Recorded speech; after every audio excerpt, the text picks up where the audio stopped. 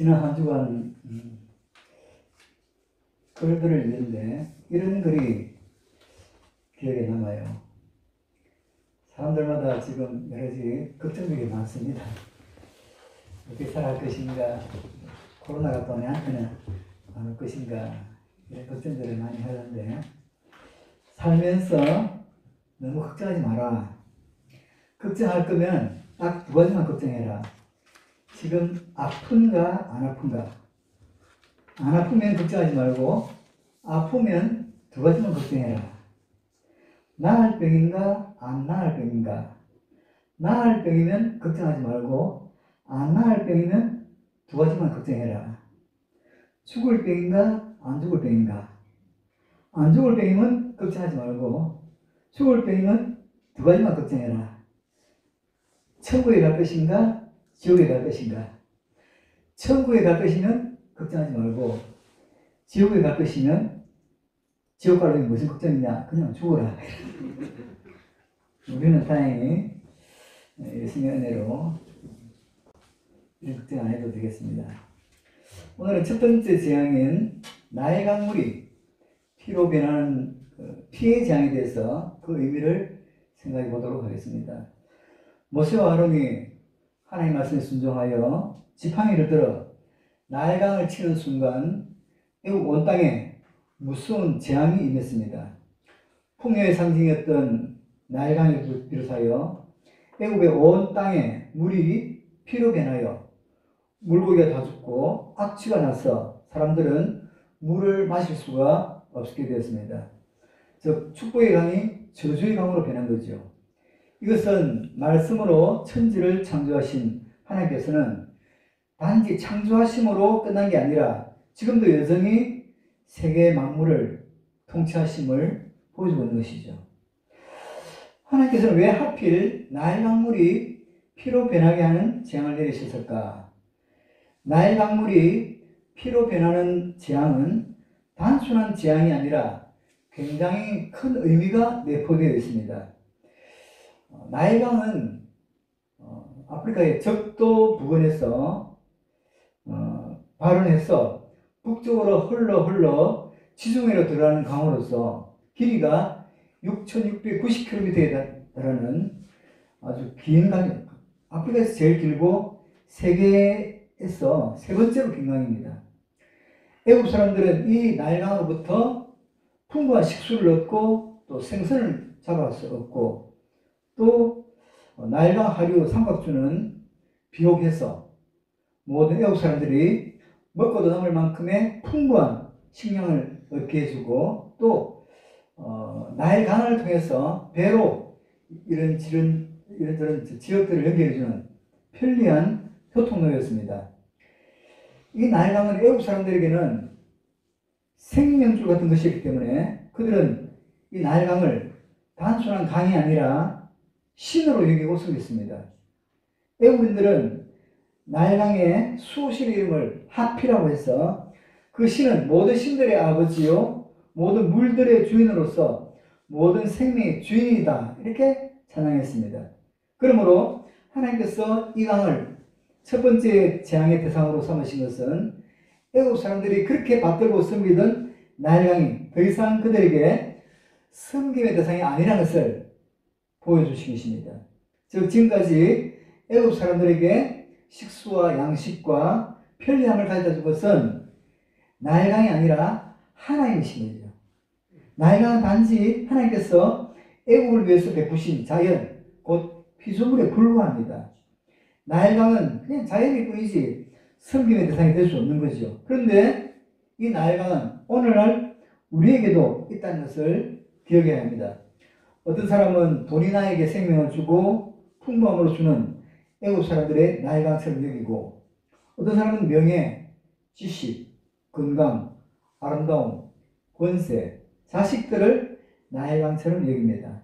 그런데 하나님이 아닌 돈이나 세상적인 것이 나에게 생명과 풍부함을 주는 것으로 알고 귀하게 여기면 하나님께서는 나일강을 피로 변하게 하신 것처럼 내가 가장 아끼고 사랑하는 것을 나에게 가장 큰 고통으로 만드신다는 것을 우리는 기억해야 합니다.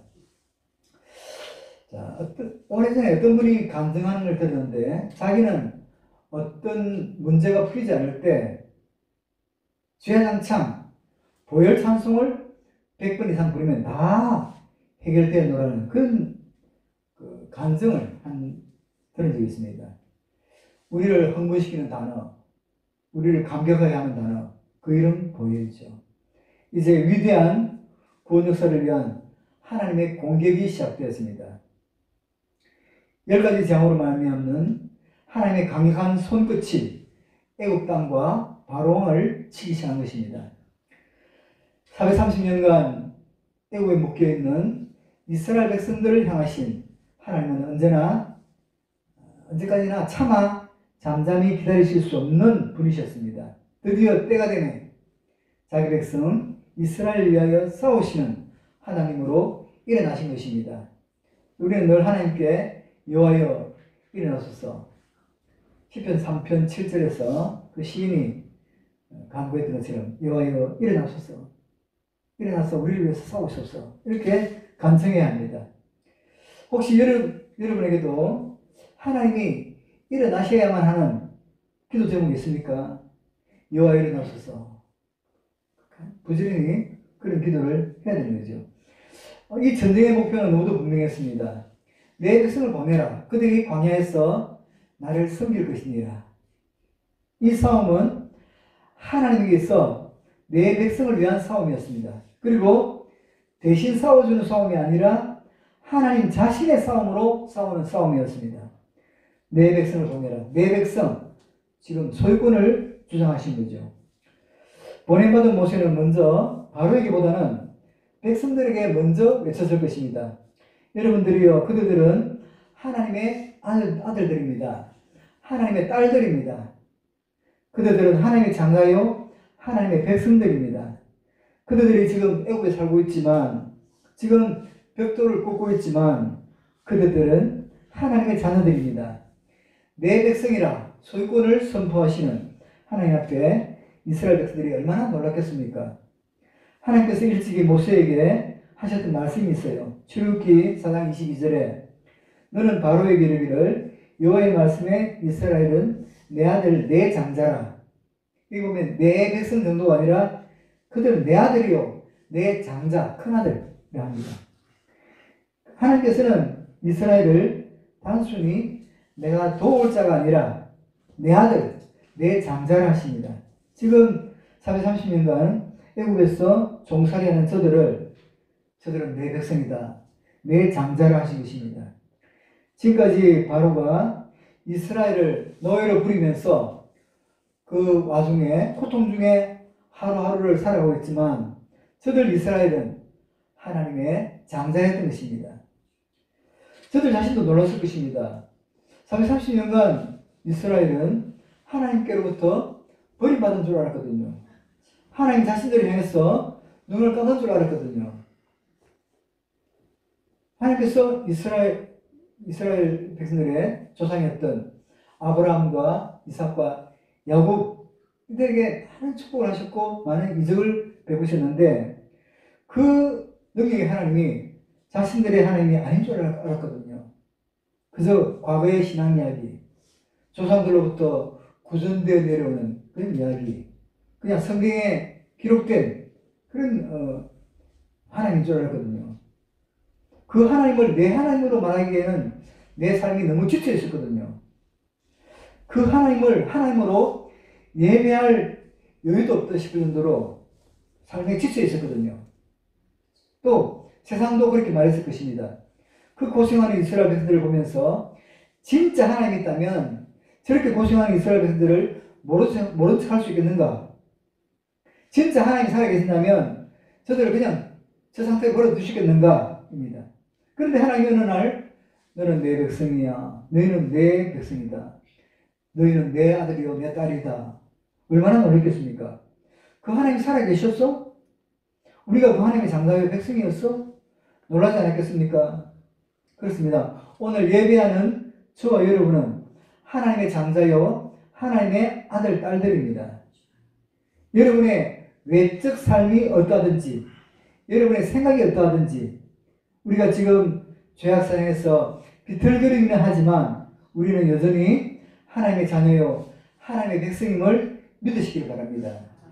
지금은 주의 뜻대로 살지 못하여 빌빌대는 같지만 여러분의 입술에서 어떻게 마귀가 참소해도 외치시길 바랍니다.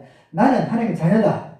이 백성을 향해서 하나님께서는 너희는 내 자녀야. 이렇게 말씀하십니다. 세상을 향해서 430년간 장담하시던 하나님이, 눈을 감으시던 하나님이 모세를 통해서 선포하신 것입니다. 이스라엘은 내 장자요 내 백성이다. 정리가 되셨습니까? 하나님은 430년간 이스라엘을 방치해 두신 것 같지만 저들은 변함없이 하나님의 섭리 아래 있었고 하나님의 자녀였고 하나님의 돌보심 가운데 있었다는 것입니다. 다만 때를 기다리시는 하나님 앞에, 그 섭리 앞에 당사자인 이스라엘에게는 한없이 길게 느껴졌을 뿐입니다. 너희는 하나님의 백성이다. 이렇게 말씀하신 하나님이 주시는 또 하나의 음성은 이제 가나안으로 가자. 나는 아브라함의 하나님이고 이삭의 하나님이고 야곱의 하나님이다. 나와 함께 가나안으로 가자입니다. 너희는 여기서 바로에게 매여 바로가 시키는 대로, 바로가 부리는 대로 살아야 할 사람이 아니라는 겁니다. 바로에게 그 삶을 유린당하여 살아야 할 사람이 아니라는 것입니다.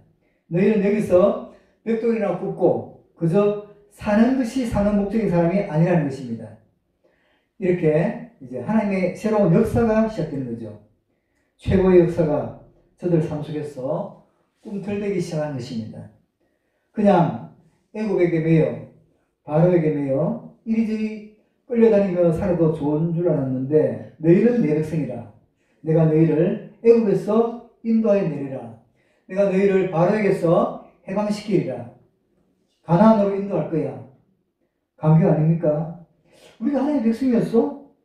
그렇게 유린당하며 살아도 되는 줄 알았는데 적어도 430년간 내가 아브라함의 하나님, 이삭의 하나님, 야곱의 하나님이다. 내가 너희를 젖과 꿀이 흐르는 가나안으로 인도하리라 했지만 이 약속의 말씀이 약속되지 못했습니다.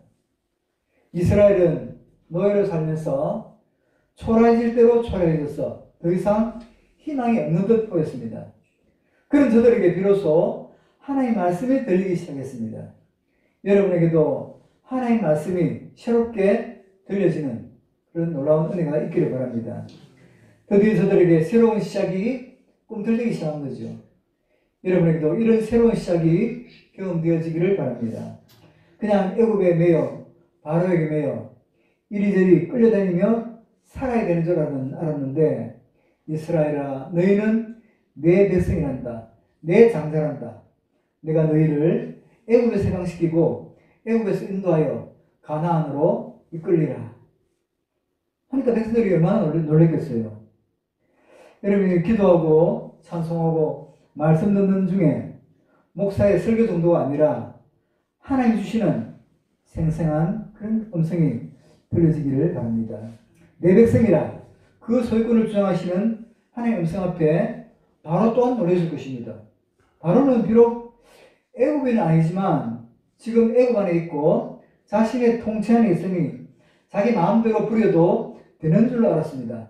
평생에 저들을 벽돌을 굽게 하고 부려먹어도 되는 줄 알았습니다. 그런데 어느 날 여호와라고 하는 신이 갑자기 모세라는 사람을 앞세워서 자기 백성을 내어놓으라는 것입니다.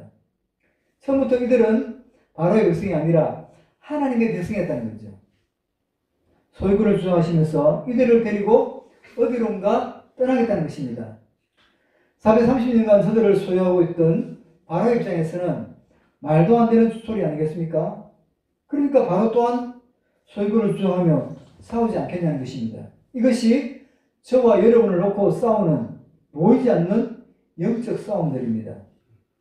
하나님은 저와 여러분을 놓아버리지 않았고 세상은 여전히 저와 여러분들마저 삼켜버리겠다고 온갖 유혹과 온갖 술수들로 유혹하니 말입니다.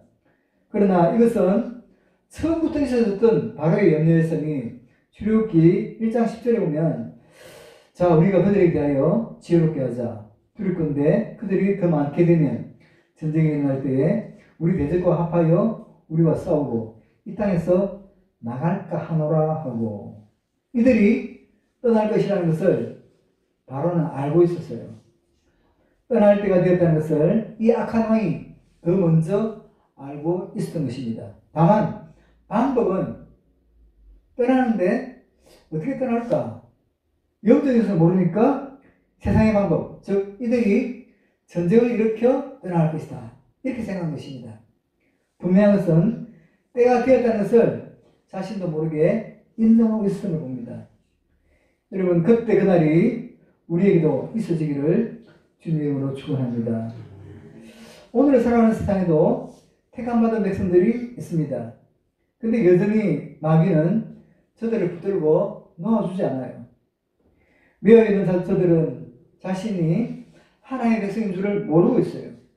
그러나 하나님의 구원 계획이 선포되었습니다. 앞서 애굽을 나온 저와 여러분에게는 막중한 사명이 있으니 저와 여러분이 구원받은 것처럼 또 다른 사람들을 불러 구원해내어 하나님의 백성임을 확인시키는 것, 이것이 저와 여러분의 사명인 줄로 믿습니다. 구원을 위한 싸움에서 처음 재앙은 물이 피가 되게 하는 재앙이었습니다. 내 백성을 보내라 하시는 하나님의 요구 앞에 애굽의 바로가 완강하게 거절하자 하나님은 계획하셨던 대로 재앙을 하나씩 하나씩 꺼내오시니 그 처음이 피의 재앙이었습니다. 피의 재앙은 특징이 있어요. 나일강을 비롯해서 애굽 온 땅의 물이 피가 되니 이스라엘 백성들이 살고 있던 고센 땅에도 예외는 아니었다는 것입니다. 열장을 살펴보면 애굽과 이스라엘이 동시에 그 피해를 입는 그런 재앙이 있고 구별해서 애굽 땅만 재앙당하고 이스라엘은 온전한 그런 것도 있고 여러 가지 있는데 지금 이 피해 재앙은 양쪽 다 고통을 당하는 그런 재앙이 있습니다. 예외가 아니었다는 거죠. 피해 재앙은 며칠간? 1회도 7일간 계속되었습니다. 피해 재앙이 애굽 전역을 비롯해서 고센 온 땅에도 있었다는 사실에서 무엇을 알 수 있어요? 피해 재앙이 애굽과 바로에게는 심판의 시작이고 고센 땅의 이스라엘 백성에게는 구원의 시작임을 알리는 표적이며 선포였다는 사실을 믿으시기 바랍니다. 이것은 복음이니 보혈의 피가 한 사람 멸망자에게는 심판의 선언이요 또 한 사람 택한 백성에게는 구원의 시작인 것입니다. 어떤 사건 앞에서 느낌이 다르지 않아요? 똑같은 사건 앞에서 세상 사람과 우리 그리스도인의 느낌이 다른 것입니다. 고난이든 축복이든 순경과 역경 앞에서 믿음이 있는 자와 믿음이 없는 자는 그 느낌이 달라요. 고난이 왔는데 안 믿는 사람들은 재수가 없네, 일진이 나쁘네, 상제가 꼈네. 그런데 우리는 내가 무슨 죄를 지었길래 하나님이 징계하실까? 내가 알지 못하는 가운데 어떤 죄를 하나님께서 싫어하셔서 이렇게 징계하시는가? 무슨 뭘 회개해야 될까? 다른 거예요. 그래서 고난이 올 때 아멘 사람들은 왜 나만 재수없게 이렇게 하면서 무망하고 탄식하고 불평하고 자살할까 말까 하는데 우리 믿는 사람들은 감사하고 들을 수 있는 거예요. 이게 다른 거예요. 하나님이 우연히 고난을 주신 게 아니고 내가 너무 약하기 때문에 이 약한 부분을 강하게 하기 위해서 지금 트레이닝 하는 것이다. 나를 어떤 그 훈련 과정에 집어넣는 것이다. 군대 가면 각 훈련장이 달라요. 요 코스 저 코스. 이번에 이 약해서 이 부분을 가게 하기 위해서 나를 요 코너에 집어넣은 것이다. 이걸 잘 끝내면 굉장히 복이 있을 것이다. 아니, 다른 거예요. 출애굽을 위한 재앙에서 왜 처음 재앙이 피의 재앙이 했는가? 아멘 합시다. 구원 역사는 언제나 피로 시작되기 때문입니다. 구원은 곧 생명의 역사이기 때문입니다. 예수님께서 공생의 첫 이적을 물이 포도주가 되게 한 이적이었는데 이 포도주는 예수님의 보혈을 의미합니다. 예수님께서 첫 번째 이적을 결혼식에 가셔서 그 모자라는 것을 채워주는 차원을 넘어 그 처음 이적을 통해서 당신의 앞으로의 사역이 보혈의 사역임을 표적으로 보여주신 것이죠. 또 구약의 항막 직전에 여리고성에서 기생 라합의 구원받는 조건은 딴 게 아니고 붉은 줄을 창문에 매는 것이었습니다. 라합이 착하냐 좋은 일을 많이 했느냐 이게 아니고 보혈을 상징하는 붉은 줄이 구원 정표가 되었던 거죠. 출애굽의 분기점은 홍해 바다였습니다. 홍해, 레드씨, 붉은 바다죠. 보혈의 바다를 의미합니다. 단순한 바다가 아니에요. 단순한 바다 이름이 아닙니다. 홍해입니다. 그 보혈의 바다에서 애국은 심판당하고 이스라엘은 은혜를 입은 거죠. 여러분, 저와 여러분 또한 나를 위해서 흘리신 용서의 피를 믿고 구원에 동참하는 사람들입니다. 우리의 삶에는 주님의 보혈의 핏자국이 줄줄 흐르고 있다는 사실을 믿으시기 바랍니다. 모든 것의 절정은 그리스도의 보혈이었습니다. 기독교의 보혈은 그 복음의 핵심입니다. 보혈은 성도가 성도되게 하는 구원의 원리입니다. 보혈은 신구약 성경을 한 줄로 관통하는 사상입니다. 그래서 마틴 루터는 이렇게 외쳤어요. 구약을 짜보아라. 짐승 피가 나올 것이다. 신약을 짜보아라. 예수의 피가 나올 것이다. 성경은 피의 책입니다.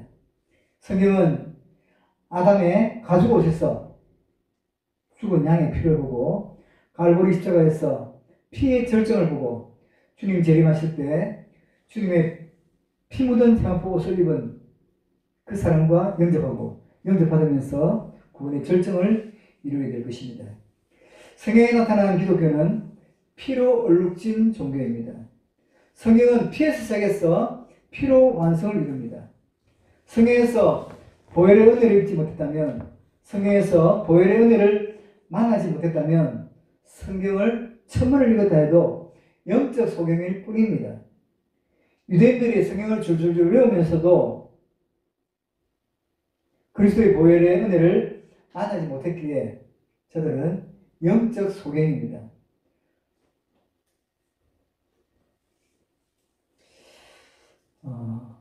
어린 양 되신 예수 그리스도는 이 땅에서 네 종류의 피를 흘렸다고 성경은 말씀합니다. 예수 그리스도의 첫 번째 보혈은 겟세마네 동산에서 흘렸던 땀이 피로 우리에게는 다가오는 것입니다. 땀이 핏방울 되기까지 하신 기도죠. 이 기도는 만일 이상이 할만하거든 내게서 지나가게 하옵소서 라는 기도였습니다. 예수님께서는 스스로 내가 고난받으러 왔단다, 내가 죽으러 왔단다 하셨습니다. 이 십자가의 길이 반드시 가야 할 길인 것도 또 하나님의 뜻인 것도 알았어요. 그 예수님이 십자가를 거부하고 싶었으면 부활을 몰라서도 아니고 십자가 후에 나중 영광을 몰라서도 아닙니다.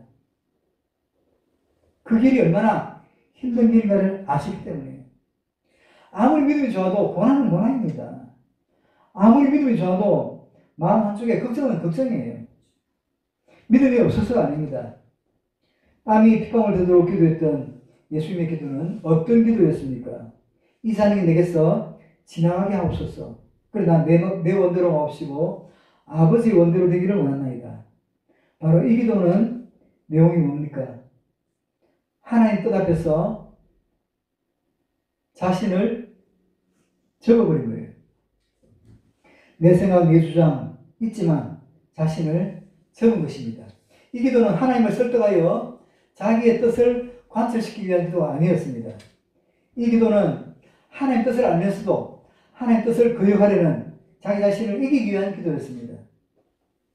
자신을 이기기 위한 처절한 기도가 땀이 피가 되게 했고 그것이 참 기도의 매력입니다. 나를 위해서 땀을 흘리고 피를 흘린 게 아니라 하나님의 뜻을 거역하려는 자신의 뜻을 꺾기 위해서 땀을 흘리고 피를 흘린 것이죠. 이것은 나를 이기기가 얼마나 힘든가를 보여주는 말씀입니다. 그리스도의 두 번째 보혈은 로마 군병들에게 채찍으로 맞아 흘린 피입니다. 여러분은 패션 오브 크라이스트라는 영화를 보신 적이 있습니까? 그 영화 너무 끔찍했어. 우리같이 망명한 사람들은 실눈 뜯어보다가 눈 감기도 하고 이랬는데, 예수님을 때렸던 그 채찍 끝에는 쇠붙이 같은 것이 달려 있어서 그것을 맞을 때 예수님의 살점을 파고들어서 살을 도려내고 피를 흘리게 된 거죠. 예수님은 하늘의 12형 더 되는 천군 천사를 호령하실 수 있는 분인데 왜 채찍에 맞으셔야 했습니까? 헤롯 법정, 빌라도 법정, 온갖 불법 재판을 다 감수하시고 왜 그 험한 채찍을 맞아야 했습니까? 주님은 우리 대신 죄인이 되어 우리가 맞아야 할 채찍을 대신 맞았다는 사실을 믿으시기 바랍니다. 죄 없는 그분이 죄인이 되어서 우리 대신 맞으시고 피 흘리실 것입니다. 그 주님의 보혈은 우리의 허물을 감싸 주시기 위한 피였습니다. 그래서 이사야 53장 7절은 이렇게 말합니다. 그가 곤욕을 당하여 괴로울 때에도 그의 입을 열지 아니하였으며 마치 도수장으로 끌려가는 어린 양과 털 깎는 자 앞에 잠잠한 양같이 그의 입을 열지 아니하였도다. 불법 재판을 받으면서 예수님이 한 번이라도 나는 죄 없어 자신의 결백을 주장했다면 죄송하지만 저와 여러분의 죄는 그대로 있을 것입니다. 그런데 주님은 변명하지 않았어요. 내가 살겠다고 변명하지 않았습니다. 죄의 특징이 뭡니까? 나 살겠다고 남 죽이는 것입니다. 그리스도의 세 번째 보혈은 머리에 가시관을 쓰시고 흘리신 피였습니다. 가장 높은 보좌에 앉아 계셔야 될 주님이 왜 가시멜론에 서셨을까요? 이 가시관은 로마 군병들이 씌운 것이 아니었습니다. 주님은 얼마든지 그것을 거절하실 수 있었어요. 가시는 천지 창조 당시에는 없었습니다.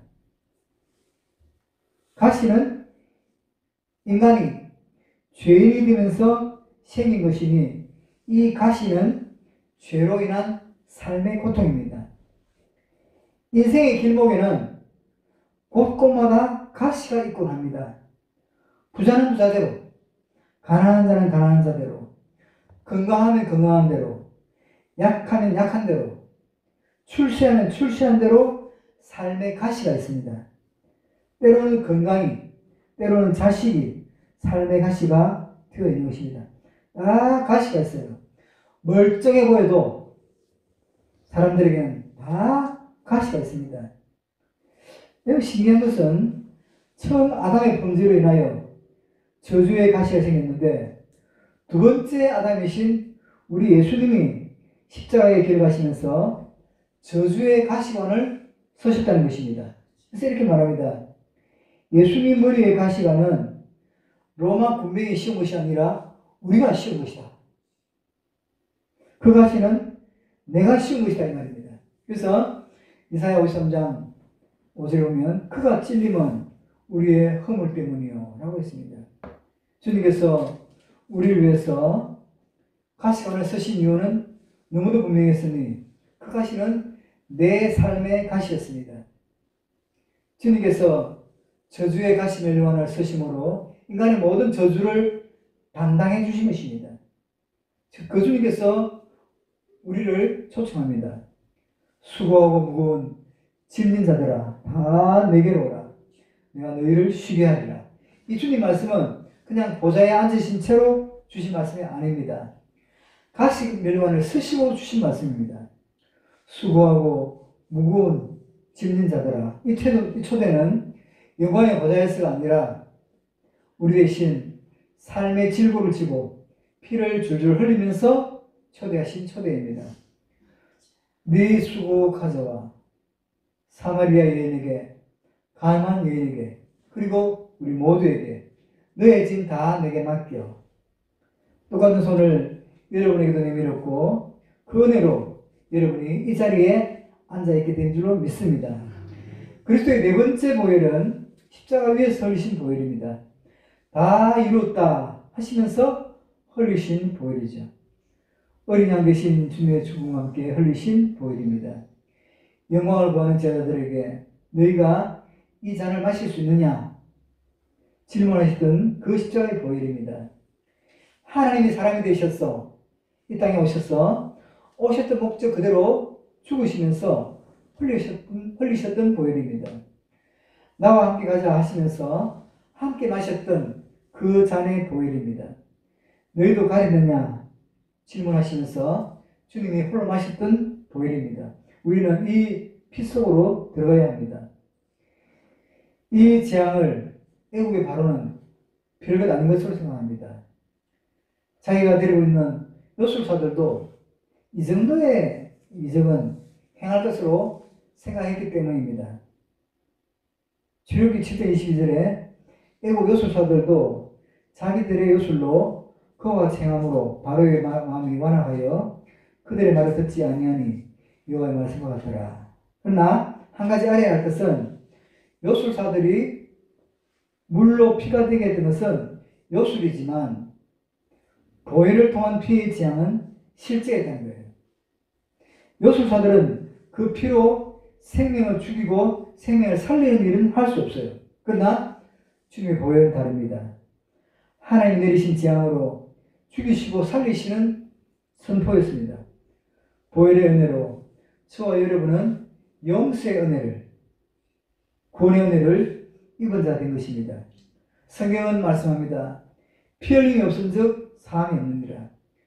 처음 재앙이 피요 마지막 재앙도 피라는 사실을 아십니까? 구원 역사의 시작도 마무리도 피라는 사실을 아십니까? 여러분이 보혈의 바다에서 헤엄치는 영적 축복이기를 바랍니다. 여러분의 머리에서 발끝까지 보혈에 담겨서 어둠이 떠나고 어둠의 세력이 물러가게 되기를 소원합니다. 그 보혈의 피가 내 영혼을 살리는 이 무거운 진리를 우리 마음속에 깊이 새기시기를 바랍니다. 이 피제는 참 의미가 깊기 때문에 여러분이 그냥 집에 돌아가시면서도 한번 마음속에 묵상했으면 좋겠어요. 묵상할 만큼 충분한 가치가 있습니다. 그런 묵상을 위해서 여러분들의 신앙이 더 풍성해지고 성숙해질 줄 믿습니다. 기도하겠습니다. 하나님의 은혜와 사랑을 소리 뱉어 나옵니다. 영광받아 주옵소서. 이 시간 우리에게 보혈의 말씀을 주셔서 감사를 드립니다. 주님의 머리에 가시관이 내 머리에 과시관이었다는 사실을 깨닫습니다. 주님께서 재판 받으실 때에 죄의 질문을 받으셨는데 그 질문이 내 죄의 질문임을 확인합니다. 주여 우리를 불쌍히 여기시옵소서. 우리를 수단 죄악에서 건지셨던 주님, 내 백성아 어디 있느냐? 피 묻은 얼굴로 하나하나 찾으시어 이 자리에 앉혀놓으신 주님, 우리 모두는 주님께 영광을 돌립니다. 오늘 주 앞에 나온 주님의 백성들 중에는 몸이 아픈 성도도 있고 여러 가지로 힘든 중에 영적 싸움을 싸우는 자들도 있습니다. 당신의 보혈로 저들을 감싸 주시옵소서. 아버지, 주님의 놀라운 기적을 기대합니다. 주께서 크게 역사하여 주시옵소서. 우리 모든 이 보혈의 은혜를 마음속에 간직하고 또 힘을 내어서 한 주간을 은혜 가운데 승리할 수 있도록 하나님 도와주시옵소서. 예수님의 이름으로 기도드리옵나이다.